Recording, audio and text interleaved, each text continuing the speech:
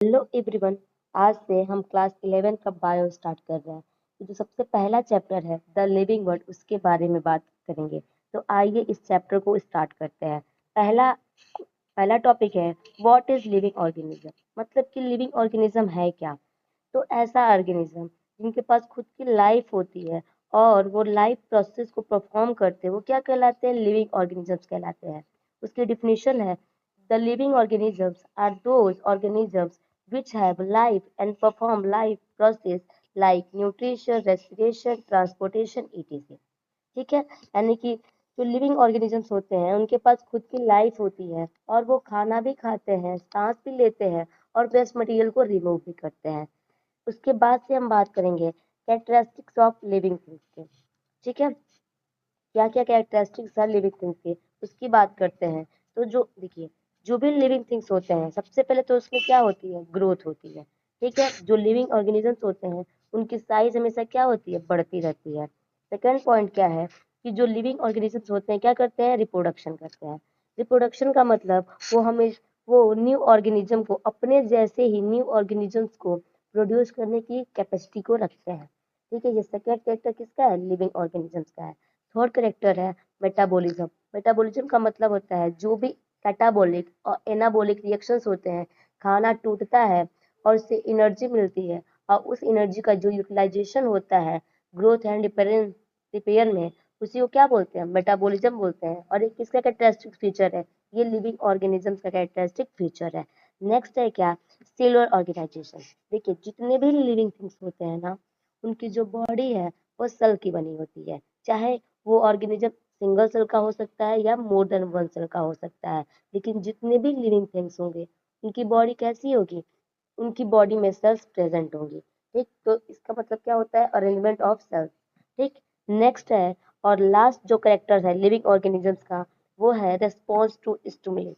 इसका मतलब क्या होता है, जो भी फॉरेन चीज आए और उससे हमारी बॉडी को अफेक्ट हो तो हम क्या करते हैं, रिस्पॉन्स करते हैं। वही क्या है, स्टिमुलाई है। यानी कि response to change in surrounding, जो भी चेंजेस होते हैं हमारे सराउंडिंग्स में उसको क्या कहते हैं, स्टिमुलाई के नाम से जानते हैं। और यही जो 5 मेन कैरेक्टर्स हैं वो किसके हैं, लिविंग ऑर्गेनिजम्स के कैरेक्टर्स होते हैं। अब हम चलते हैं बायोडाइवर्सिटी की तरफ कि बायोडाइवर्सिटी है क्या।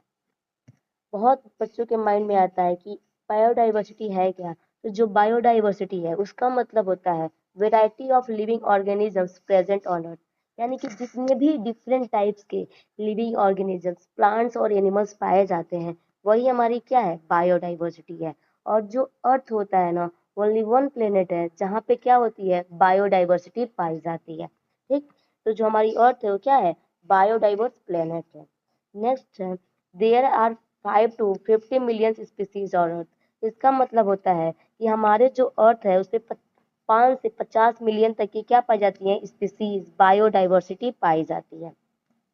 लेकिन जो है 1.7 to 1.8 million species are discovered taxonomically. मतलब कि इतनी स्पीसीज तो 50 मिलियन स्पीसीज पाई जाती हैं, लेकिन अभी तक 1.7 से 1.8 मिलियन तक ही जो स्पीसीज है क्या हुई है, डिस्कवर हुई है। उनका प्रॉपर क्या है, नेमिंग है, नॉमेनक्लेचर है। अब इसके बाद से इसी में बात करते हैं कि जो जो 1.7 मिलियन स्पीसीज डिस्कवर की गई हैं उसमें से 1.2 मिलियन स्पीसीज हैं वो किसकी हैं, एनिमल्स की हैं। बाकी जो 0.5 मिलियन हैं वो किसकी हैं, प्लांट्स की स्पीसीज हैं। अब अब जो 1.2 मिलियन स्पीसीज है उसमें से 10,25,000 जो स्पीसीज हैं वो किसकी हैं, यहाँ वो है इंसेक्ट की। किसकी है, इंसेक्ट की।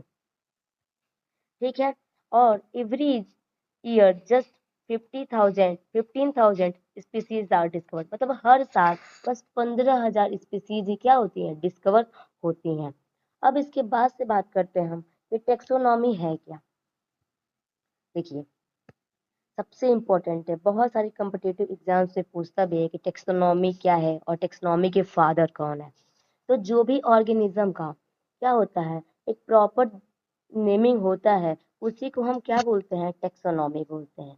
और टेक्सोनॉमी के जो फादर है ये कौन है, कैरोलस लिनियस है। ये बहुत सारे नीट वगैरह के एग्जाम्स में पूछा गया है।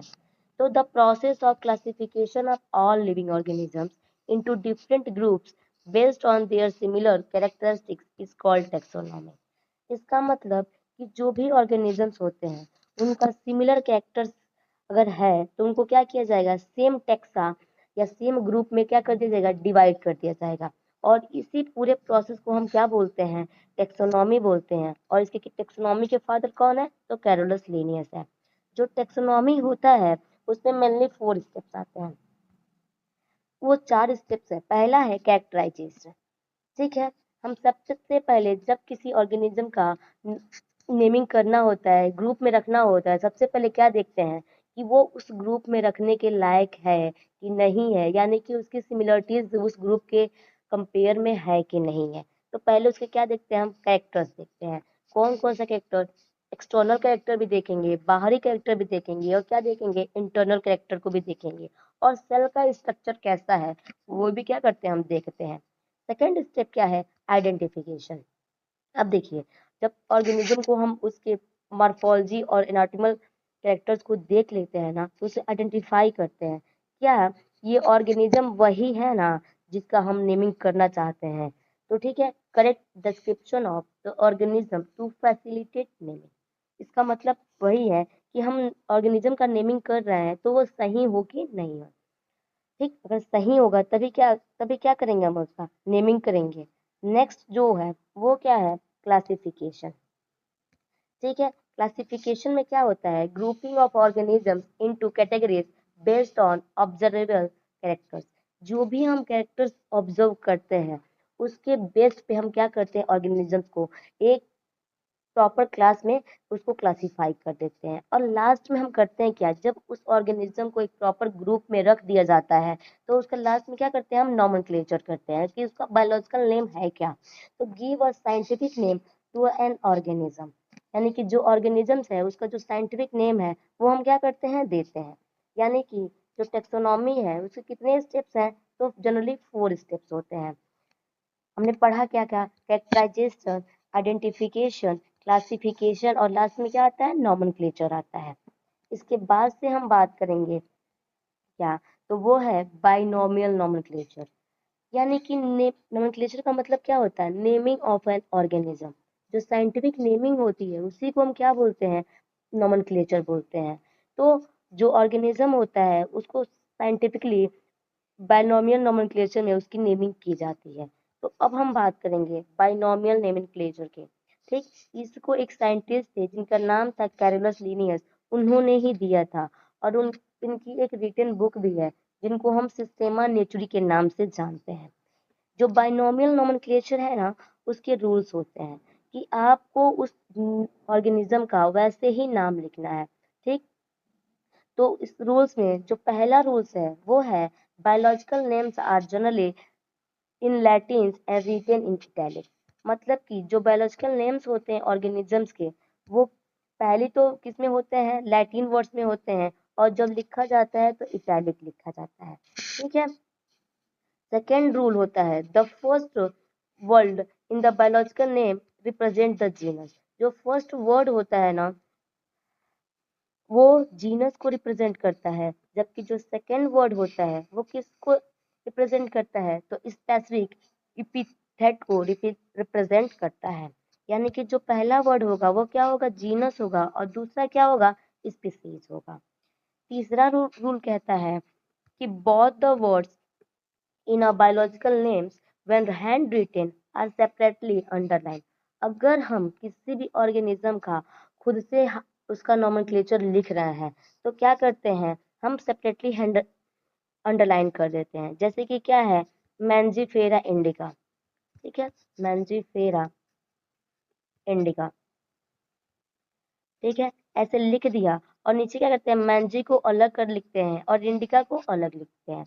और मैंजीफेरा जो है वो जीनस है, इसलिए उसका पहला लेटर क्या है, कैपिटल है। जबकि जो इंडिका है वो क्या है, स्पीसीज है, इसलिए इसका जो पहला लेटर है वो क्या है, स्मॉल है। ठीक है, यहाँ पे चौथा जो रूल है वो है the first word denoting the genus start with a capital letter while the specific epithet start with small letter। अभी बताया ना मैंने कि जो ऑर्गेनिजम्स होते हैं उनका जो साइंटिफिक नेम होता है उसको क्या करते हैं, जो पहला लेटर होता है वो कैपिटल लेटर से स्टार्ट होता है और जो दूसरा लेटर होता है किससे स्टार्ट होता है, स्मॉल लेटर से स्टार्ट होता है। यहाँ पे एक एग्जाम्पल लिया गया है मैंजीफेरा इंडिका का। मैंजीफेरा इंडिका जो है वो मैंगो का साइंटिफिक नेम है। किसका नाम है, तो मैंगो का साइंटिफिक नेम है। इसमें दो वर्ड्स हैं, पहले तो हम देखेंगे, एक है मैंजीफेरा, दूसरा है इंडिका। जो मैंजीफेरा होता है ना उसमें जो पहला वर्ड होता है वो जेनेरिक नेम है, यानी कि वो किसको रिप्रेजेंट करता है, तो वो जीनस को रिप्रेजेंट करता है। ठीक है, वो जीनस को रिप्रेजेंट करता है। और जो दूसरा वर्ड है वो स्पेसिफिक एपिथेट है और वो स्पीसीज को रिप्रेजेंट करता है, किसी भी ऑर्गेनिज्म की स्पीसीज क्या है उसको रिप्रेजेंट करता है। जब हम लिखते हैं इस नेम को तो पहला जो जीनस का पहला लेटर लिखते हैं उसको हम कैपिटल से लिखते हैं और स्पीसीज का पहला लेटर स्मॉल से लिखते हैं, और ये दोनों को सेपरेटली लिखते हैं और नीचे लिखने के बाद क्या कर देते हैं, अंडरलाइन कर देते हैं। और एक और चीज, जब किसी साइंटिस्ट के द्वारा किसी भी चीज की नेमिंग की गई होती है, साइंटिफिक नेम दिया गया होता है ना, तो साथ में हम उस साइंटिस्ट का नाम भी शॉर्ट ऐड कर देते हैं। तो यहाँ पे मैंने लिनियस का LINN ऐड कर दिया है। ठीक है, it is the name of scientist who name it. बात समझ में आ गई? ठीक, अब इसके बाद से हम बात करेंगे किसकी, कुछ इंस्टीट्यूट हैं जो डिफरेंट टाइप के ऑर्गेनिजम्स को क्या करते हैं, नेमिंग करते हैं। एक है ICBN, international code for botanical nomenclature. जो प्लांट्स होते हैं ना उनकी जो नेमिंग होती है वो इसी में होती है, प्लांट्स की नेमिंग इसी में होती है। इसके बाद से सेकंड जो है वो है हमारा